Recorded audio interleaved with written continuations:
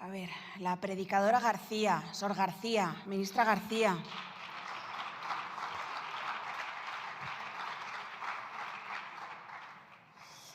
En primer lugar, habla usted de que en Vox estamos a favor de los compradores extranjeros, ¿no? Que rechazamos esas fronteras abiertas, pero que no nos importan para los compradores extranjeros.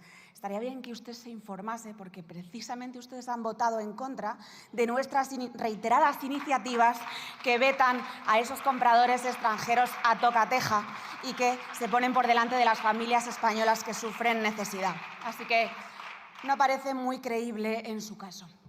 Me ha llamado la atención que ha venido usted a explicar con esa condescendencia, ¿no?, cómo es el procedimiento de compra de los fármacos y que si lo ignoro, entonces estoy engañando deliberadamente, ¿no? Y lo dice usted en la misma intervención en la que ha dicho literalmente: ¿sabe lo que hemos hecho con el Real Decreto 180/2026? Hacer lo que ya hacemos, pero sin trabas burocráticas. Que para la sanidad universal de medio mundo sí que puede cargarse las trabas burocráticas, pero para que 200 familias tengan un medicamento innovador que les puede salvar la vida, para eso las trabas burocráticas son sagradas y las comunidades autónomas ni se tocan ni se homologan. Así que lo que no parece es muy creíble, Sor García. Sí, porque la realidad es esa, que ustedes sí que dejan a los niños sin medicamentos, y está sucediendo en este caso. Pero usted, en lugar de venir aquí a excusarse de lo que no puede hacer, luego cargándose las trabas burocráticas en lo que sí que le interesa hacer, no podemos curar a Leo, no podemos curar a esas 200 familias porque la ley, pero sí podemos darle un carpetazo a las comunidades autónomas para atender todo Senegal o todo Colombia en los hospitales de los españoles. ¿Sabe qué, señora ministra? ¿Sabe qué? Que los españoles no tienen por qué aguantarlo. No son racistas. No son racistas por no querer estar 10 horas en una sala de espera de urgencias con sus padres o con sus familiares, en una sala en la que probablemente sean además los únicos españoles. No son racistas porque ustedes les impulsen y les expulsen a tener que privatizar su sanidad, porque ha hablado usted también de la privatización. La privatización mata a la sanidad pública, ha dicho. ¿Quién cree que está empujando a los españoles a tener que pagar a través de impuestos la sanidad pública, pero tener que irse a pólizas privadas para no morirse en una lista de espera? ¿Quién cree que les está empujando? Porque además entre sus compañeros de bancada hay muchos que son usuarios precisamente de esas pólizas privadas, porque no, ellos sí que no van a estar en una sala de espera en la que son los únicos españoles 10 horas, no, ellos se van a esas pólizas privadas que ustedes luego tanto critican. Precisamente por eso, porque usted es la ministra responsable de que formamos médicos que se van al extranjero, que somos el país que más médicos formamos y se van al extranjero porque no pueden soportar su precariedad laboral, y les reemplazamos en esas sanidades privadas, etcétera, para no mejorar sus condiciones laborales. Señora ministra, usted ha dicho también que la sanidad pública no se vende, que se defiende. Pues exactamente lo que ustedes han hecho ha sido vender, precarizar, descoordinar, cargarse, destruir una sanidad pública que sí que era universal para los españoles y que era la envidia de los países de nuestro entorno. Quizás también decía usted, estamos orgullosos de ese sistema sanitario en que las personas no tienen que entrar en unas urgencias y sacar la cartera, salvo si eres de Muface o si eres de ISFAS. Entonces sí que tienes que sacar la cartera si tienes alguna de esas dos modalidades. Y a lo mejor es que en ocasiones no tienes que sacar la cartera, porque esos 2.151 personas que murieron en una lista de espera en Cataluña, en una lista de espera para ser operados, esos no tuvieron que sacar la cartera, esos tuvieron que dar la vida por culpa de su colapso sanitario. Pero sobre todo, predicadora García, usted no va a venir a hablar a Vox de humanidad. No, es que no lo va a hacer. Es que no lo va a hacer, señora García. Usted no va a dar lecciones de humanidad, Porque no puede dar lecciones de humanidad quien tiene precarizados a los médicos en España, quien es responsable de que haya casi 1 millón de españoles en cifras récord en listas de espera para una operación quirúrgica. No va a hablar de humanidad quien es responsable de que muera una persona cada 16 minutos en una lista de espera de dependencia. No va a dar lecciones de humanidad ni a Vox ni a ningún español quien se sienta en un Consejo de Ministros que colocaba prostitutas en Adif en lugar de técnicos. No nos va a dar lecciones de humanidad una ministra que no se ha encargado en este Consejo de Ministros de cuidar los servicios públicos que pagan los españoles en récord de recaudación de impuestos todos los años y que ustedes invierten hasta el último de esos minutos en destruirlos y en destruir con ellos la vida de tantísimos españoles que han tenido que darla por su culpa. Muchísimas gracias.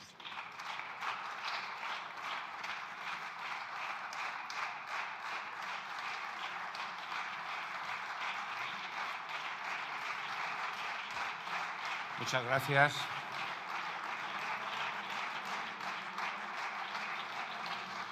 Muchas gracias, señora de Met. Para concluir el debate tiene la palabra en nombre del Gobierno la ministra de Sanidad.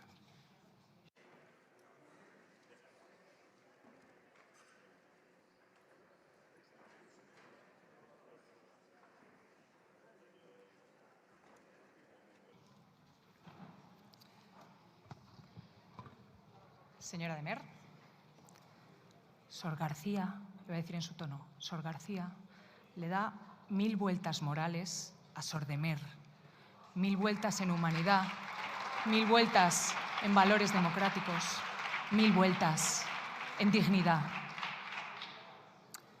Se lo vuelvo a repetir, sé que son ustedes duros de entendimiento y le vuelvo a insistir.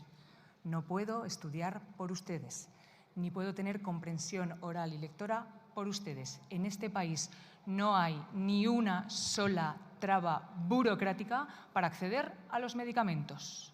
Lo que pasa es que usted confunde lo que es una traba burocrática con la necesidad de que las comunidades puedan proveer medicamentos. ¿Cuándo pueden dar medicamentos? Medicamentos huérfanos, cuando todavía no están ni siquiera aprobados.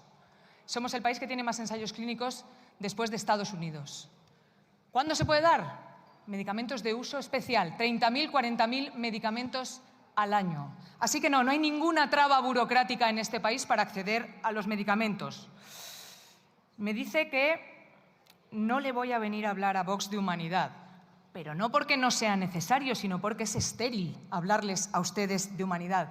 Ustedes que deciden quién es una persona y quién no. Ustedes que deciden que un niño palestino no es una persona. Ustedes que deciden que un temporero inmigrante no es una persona. Ustedes que deciden que bombardear escuelas de niñas en Irán se las bombardea porque no son personas. Que no les vamos a dar lecciones de humanidad, no se las vamos a dar no porque no las necesiten, sino porque es estéril darle a ustedes lecciones de humanidad. Los españoles no son racistas, no, ustedes son racistas. Esa es la diferencia. ¿Y quiere hablar de privatización? Encantada. Quiere hablar de los 5.600 millones, que es la mitad del presupuesto de toda la sanidad pública de la Comunidad de Madrid, que se ha desviado a Quirón en vez de estar tratando esas listas de espera. Por cierto, se le ha olvidado todas las listas de espera de todos aquellos gobiernos con los que ustedes han gobernado con el Partido Popular. Todas las listas de espera, todas las personas que supuestamente mueren en lista de espera. Se le ha olvidado las comunidades, nada más que 11, donde gobierna el Partido Popular y donde ustedes cogobernaban. ¿No será que lo que ha colapsado la sanidad son los recortes, son las privatizaciones y son las malas políticas de la derecha que han hecho todo lo posible por desprestigiar y por arruinar nuestra sanidad pública? ¿No será? Silencio, señorías, por favor. Los que no están en una sala de espera de un hospital público son ustedes. Y fíjese la cantidad de cosas que se aprenden en una sala de espera de un hospital público. La sala de espera de un hospital público, a la que ustedes no acuden, es el sitio más democratizador que tenemos. Es el mayor redistribuidor de la riqueza que tenemos en nuestro país. Es un lugar donde al entrar no te preguntan de dónde eres, ni si tienes apellidos compuestos de Demer o no Demer, donde te preguntan qué es lo que le pasa. ¿Qué es lo que le pasa? El problema es que ustedes no conocen su país y el problema es que ustedes no conocen la sanidad pública porque no la utilizan y porque están en contra de la sanidad pública y que tengamos una sanidad pública universal. Y desde este Gobierno vamos a defender a ultranza nuestro modelo sanitario, el modelo sanitario que nos lleva rigiendo desde 1986, un modelo sanitario universal, un modelo sanitario humano, un modelo sanitario que ve personas, que prioriza a los pacientes en vez de las ideologías.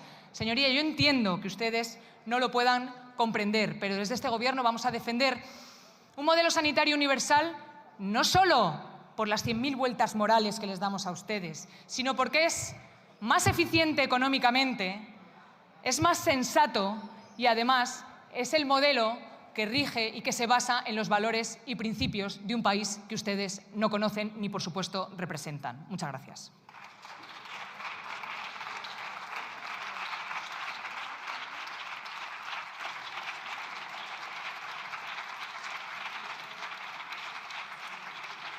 Muchas gracias, señora ministra. Pasamos al debate de la interpelación urgente del Grupo Parlamentario Popular en el Congreso para dar cuenta de las medidas que está poniendo en marcha el Gobierno para paliar las consecuencias de la guerra en Irán sobre las familias y empresas españolas. Para su defensa tiene la palabra el señor Bravo Baena.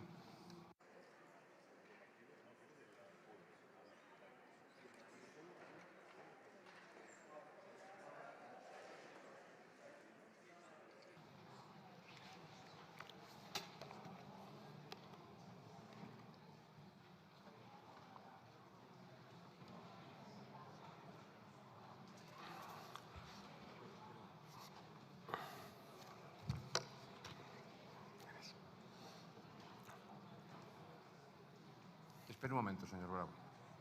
Si alguien quiere abandonar el hemiciclo, hágalo ahora, pero permitan que se pueda desarrollar con normalidad el debate. Y no hagan corrillos, por favor. Puede comenzar.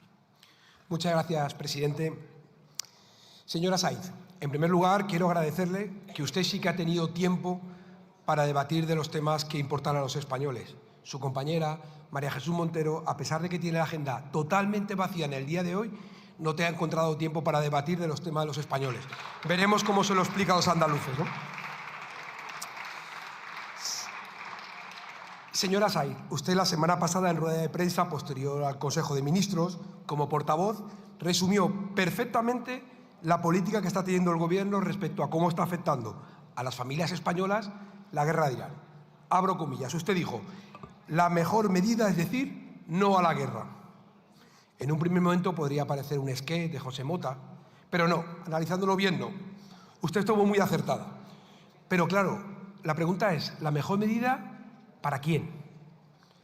La mejor medida para ustedes, obviamente, que con su parálisis están recaudando más y más a costa de todos los españoles. Un ejemplo, señora Saiz. Solo en 2 semanas, ustedes, el Gobierno, ha recaudado 50 millones de euros más en IVA por los carburantes. En 2 semanas. Porque solo decir no a la guerra no da descuentos en la gasolinera. Porque solo decir no a la guerra no baja el precio de la luz o el gas. Porque solo decir no a la guerra no llena el carro de la compra. Porque lo único que consigue su solo no a la guerra es llenar más sus arcas, a costa del esfuerzo de todos los españoles. Más recaudación y más esfuerzo para los españoles. Ustedes compartirán, pero no lo hacen, que la situación no puede esperar, porque los ciudadanos no pueden esperar.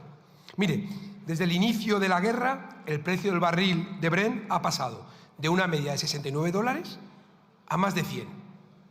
Pero me dirá, bajémoslo al terreno, bajémoslo. Llenar un depósito medio de combustible de 50 litros antes costaba aproximadamente 75 euros. Hoy cuesta 100. Un 30% más pagan los españoles para llenar ese mismo depósito. Y esos 25 euros de más que pagan, usted le tiene que contar a esos españoles que de esos 25 extras, ustedes se llevan casi 5, 4,5 euros. Es decir, que ustedes no tomen medidas supone que cada vez que un español, una familia española llena un depósito de gasolina, paga 5 euros más. Por eso ustedes recaudan 50 millones de euros más. Por eso lo que le estamos pidiendo es que muevan ficha, que no les pase como ya ocurrió en el año 2022. Y por si alguno no recuerda, refrescamos la memoria. ¿Se acuerda del año 2022? Cuando empezó la crisis inflacionaria, pusimos encima de la mesa este plan de medidas urgentes, ¿se acuerda?, en defensa de las familias y de la economía de España. Después, en sucesivas propuestas, volvimos a insistir en medidas como la bajada del IVA al gas y a la electricidad, la bajada del IVA a los alimentos, la deflactación del IRPF para adaptarlo a la inflación o las ayudas directas a las rentas más bajas. ¿Se acuerdan? Todo ello para que la inflación y sus impuestos no se comiesen los sueldos de los españoles. Ante todo esto, señora Say, ¿qué dijeron ustedes? ¿Qué dijo el Gobierno? En primer lugar, la bajada del IVA a la luz y el gas. Ustedes dijeron que no se podía bajar porque no lo permitía Europa. No por Europa. Ya sabemos cómo acabó la historia, ¿se acuerda? Acabaron bajándola. Por tanto, o cometieron una ilegalidad manifiesta o ustedes mentían. Ya sabemos cuál de las dos es, ¿verdad? Es la correcta. Pero analicemos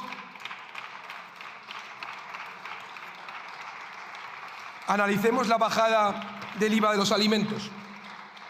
Esta historia tiene más giros. Miren, el 15 de septiembre, la ministra, que hoy no ha querido comparecer, decía: lo que no podemos es, de forma generalizada, ante cada problema, hacer una rebaja de impuestos. La vicepresidenta, que está sentada a su lado, también decía, se sumaba: las propuestas del Partido Popular de bajar el IVA a los alimentos no nos sirven por una sencilla razón, y es que es lo que quiere la patronal y las grandes distribuidoras. Ojo al argumento, ¿eh? Eso el 19 de diciembre.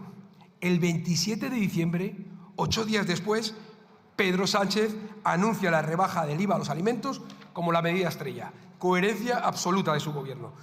Una vez que nos criticaron y nos insultaron, cuando accedieron a aplicarla, la cosa ya cambiaba. Era la solución al problema.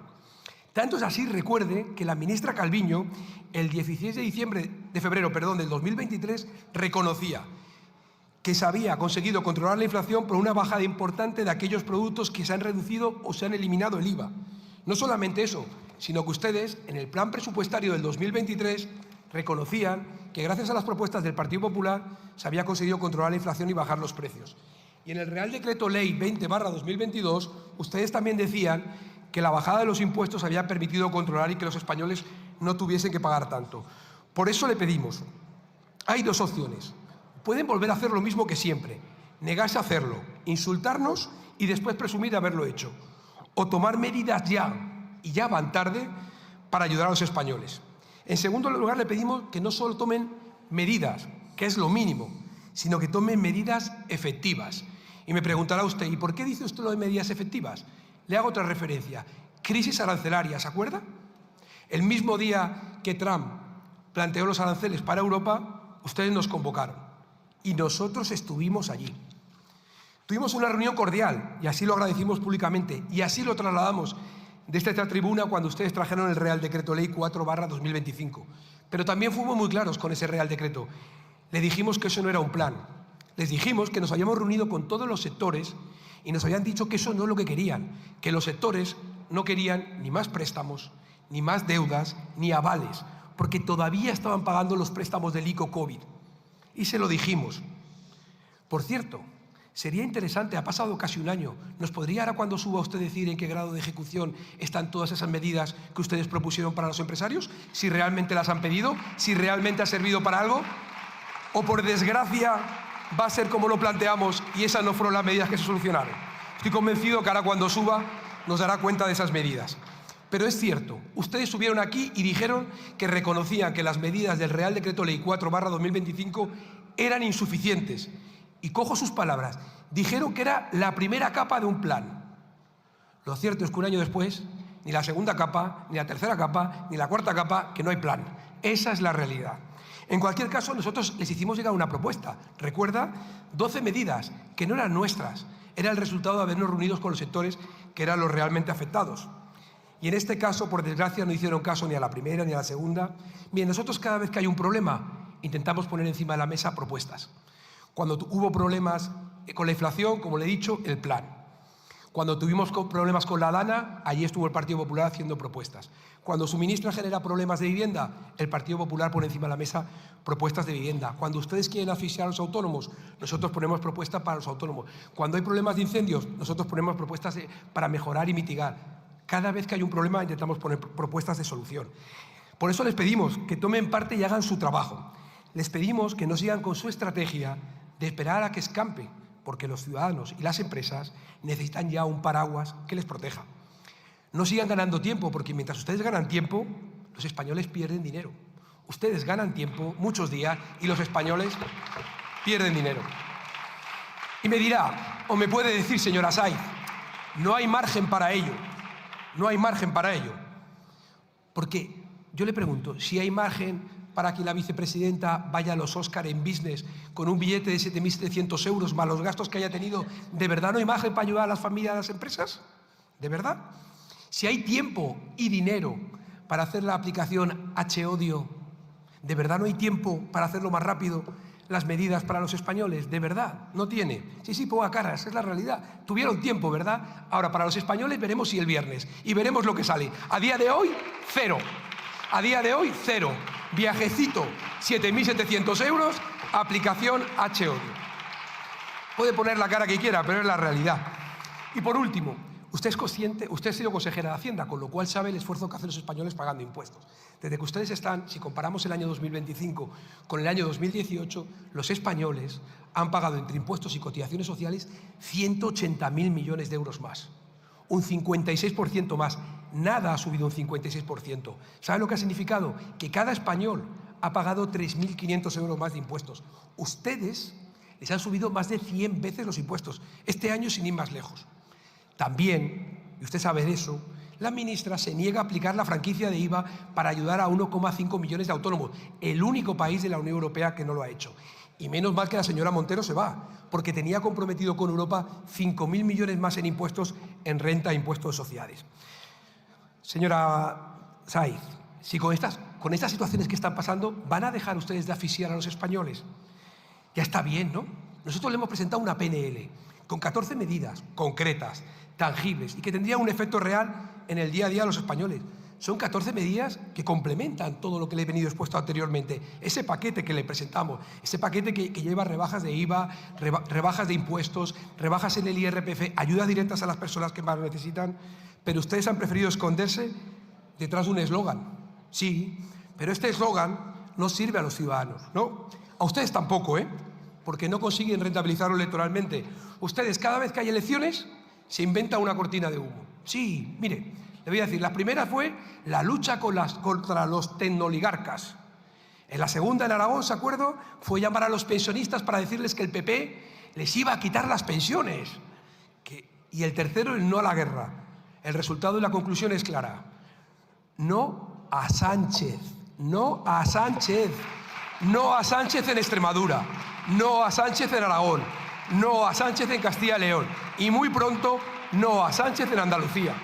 En conclusión,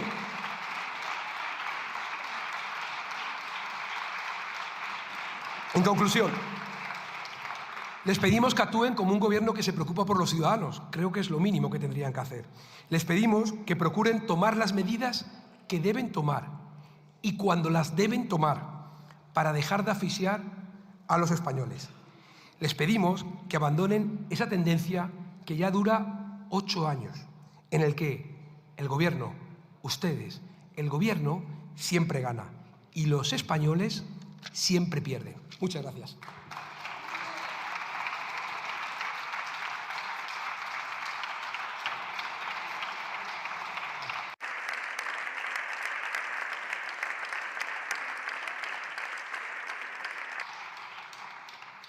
Muchas gracias, señor Bravo. A continuación tiene la palabra en nombre del Gobierno la señora ministra de Inclusión, Seguridad Social y Migraciones. Cuando quiera.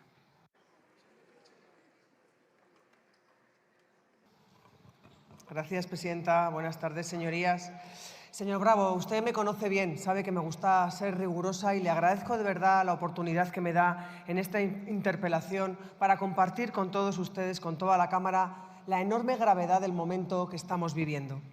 La mayoría de los españoles está en contra de la guerra en Irán, de la guerra en Ucrania y de la guerra en Gaza y en contra de cualquier guerra en el mundo. Hemos dicho con claridad no a la guerra y sí a la paz. Sí al respeto y al cumplimiento del derecho internacional y no a la ley del más fuerte que algunos quieren imponer. No a la guerra como mera diversión, como dicen algunos, y sí al diálogo para encontrar soluciones que permitan fomentar las relaciones amistosas entre naciones mediante la cooperación internacional. Los ataques contra Irán, lanzados sin la autorización del Consejo de Seguridad de Naciones Unidas y con un explícito desdén por las normas internacionales por parte de los Estados Unidos e Israel, han sido calificados como una violación de la Carta de la ONU.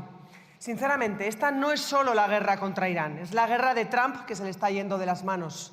Del mismo modo, quiero expresar la solidaridad del pueblo español con los países atacados ilegalmente por el régimen de Irán. No asumimos que el mundo solo pueda resolver sus problemas en base a bombas. Estamos haciendo todo lo posible para que no se repitan los errores del pasado. Frente a este sinsentido, este Gobierno ha expresado con claridad su posición, haciendo un llamamiento a la cordura y al cese de la violencia. Llama la atención escuchar declaraciones serviles de algunos responsables políticos y también silencios clamorosos de otros. Algunos se envuelven en la bandera española los miércoles en este Pleno, pero curiosamente desaparecen cuando toca de verdad defender nuestra soberanía, con altura de miras y con firmes convicciones democráticas. Señorías de la derecha y la ultraderecha, es la hora de comprometerse públicamente para que los conflictos armados desaparezcan. El presidente del Gobierno asiste mañana al Consejo Europeo sabiendo que este conflicto no puede leerse solo en términos de intereses económicos, sino también en clave de la defensa de los valores que fundamentan la Unión Europea. En este escenario internacional están en juego muchísimas más cosas que el precio de la gasolina o la cesta de la compra, cuestiones importantísimas que, por supuesto, atendemos y vamos a atender. Pero también están en cuestión las reglas que nos procuramos tras la Segunda Guerra Mundial. Está en juego el orden mundial al que nos dirigimos en las próximas décadas, la propia identidad europea y nuestros valores. Este Gobierno está orgulloso de la posición que tienen la mayoría de los españoles y también de lo que España está defendiendo en el mundo. Nos oponemos a la ley de la fuerza, a la improvisación y, sobre todo, a que haya más víctimas inocentes que paguen las consecuencias de esta guerra que solo unos pocos quieren. Señorías, esta guerra es un desastre humanitario y geopolítico que solo profundiza la inestabilidad en Oriente Medio y en el resto del mundo. Esta ofensiva está ya sumiendo a miles de personas en la precariedad y en el temor a no saber qué pasará con sus vidas cada día. Lejos de garantizar la seguridad, la agresión militar alimenta el radicalismo y la fractura del derecho internacional. Es una guerra que prioriza la hegemonía sobre el multilateralismo, sobre la diplomacia y sobre la vida humana. Este nuevo escenario internacional está teniendo consecuencias sociales y económicas. La primera es el shock energético mundial. El conflicto ha provocado el cierre del estrecho de Hormuz, por donde transita una quinta parte del petróleo mundial, estrangulando el suministro y disparando precios del crudo por encima de los $100. Esta situación está provocando presiones inflacionarias y está forzando a países de todo el mundo a buscar alternativas energéticas que mitiguen el impacto económico en los distintos sectores de actividad económica. España tiene una posición de partida distinta a la de otros países. Mantenemos un crecimiento sólido en un entorno global de incertidumbre. Tras cerrar el año pasado con un crecimiento del 2,8% del PIB, prácticamente el doble que la media europea, España ha demostrado una notable capacidad de recuperación y adaptación. Este dinamismo se apoya en una demanda interna robusta, donde el consumo privado y la inversión está claramente, la inversión sobre todo, impulsada por los fondos Next Generation de la Unión Europea, que se erigen como principales motores, todo esto, del avance económico. En primer lugar, el consumo privado sobre la base de un mercado laboral fuerte, no solo en términos de cómo está creciendo el empleo, sino también en la recuperación progresiva del poder adquisitivo de los trabajadores. En segundo lugar, el otro gran pilar de este dinamismo es la inversión, sobre la base no solo de la apuesta cada vez más de una inversión productiva en materia de innovación, sino también por el esfuerzo de la inversión en materia de construcción, para ir recomponiendo la oferta pública de vivienda en condiciones asequibles. Además, el carácter equilibrado desde el lado de la oferta, donde estamos consiguiendo generar un crecimiento extensivo como consecuencia del incremento en el empleo y de una mejora de la productividad.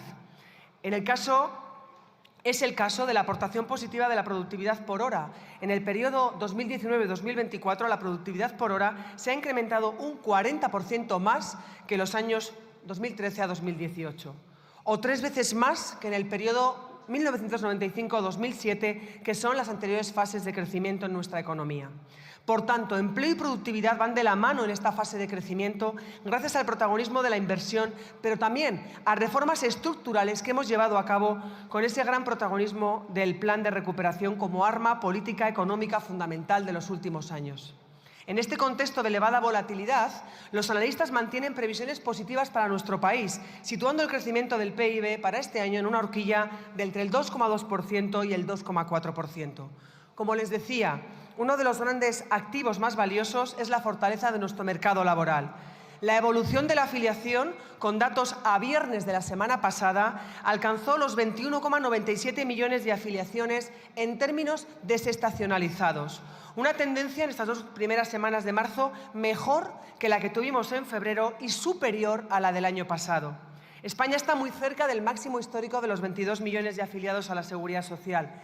Desde el año 2018 se han creado cerca de 3,3 millones de empleos, habiendo superado momentos excepcionalmente difíciles como fue la pandemia o el shock inflacionista que provocó el inicio de la invasión de Ucrania. La temporalidad se ha reducido prácticamente a la mitad desde la reforma laboral. Hoy más del 85% de los trabajadores tienen un contrato indefinido y entre los jóvenes se supera el 70%. No solo son cifras, son proyectos de vida más estables, más consumo local, más inversiones y mayores ingresos para sostener el sistema público de protección social. Por tanto, España afronta esta crisis con fundamentos sólidos para seguir liderando el crecimiento en Europa. Como saben, estamos monitorizando diariamente los efectos de esta guerra.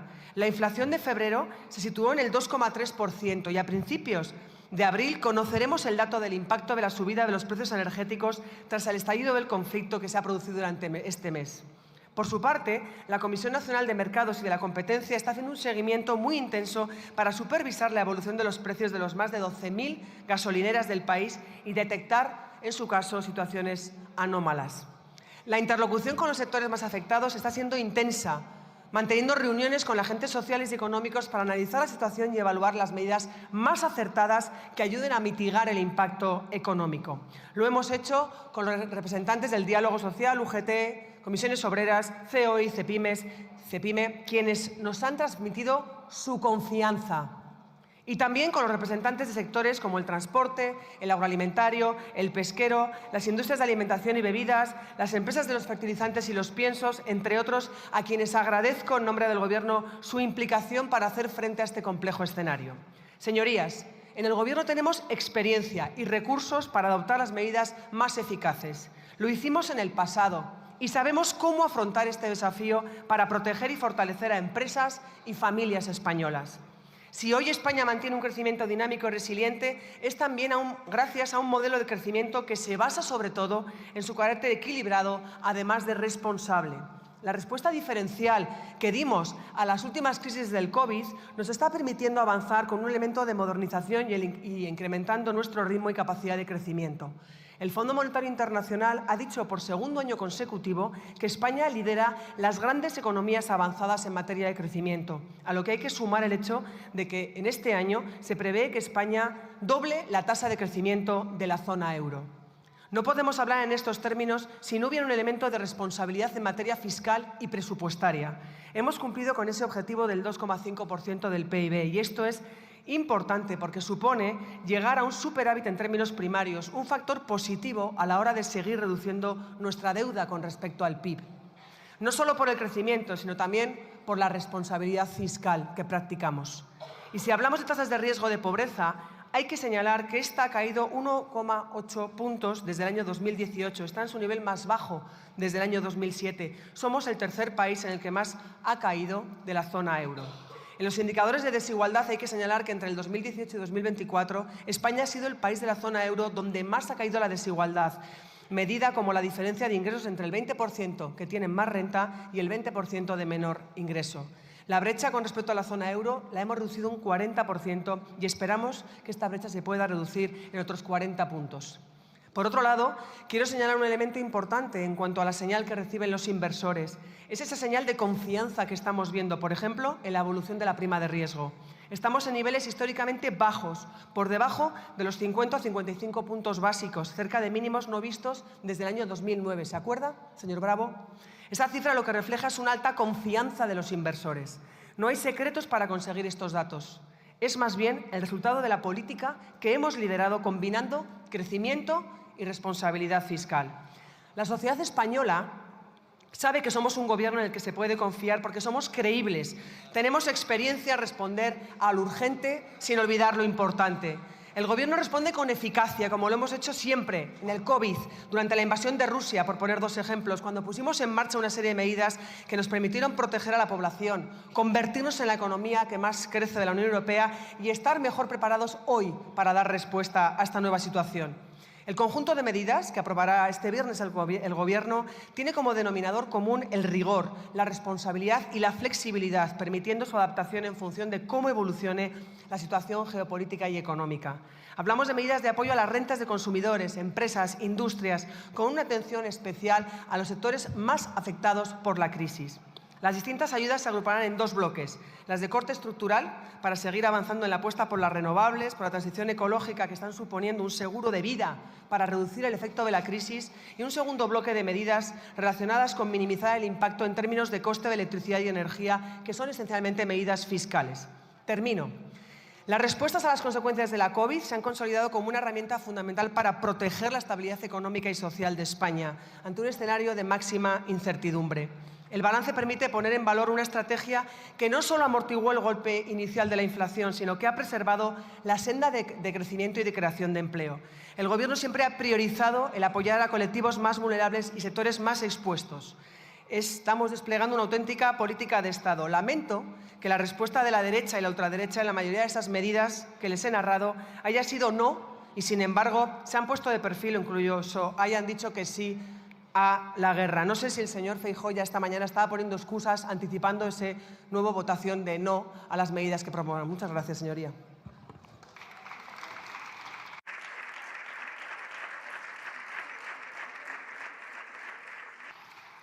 Muchas gracias, señora ministra. Tiene la palabra el señor Bravo Baena.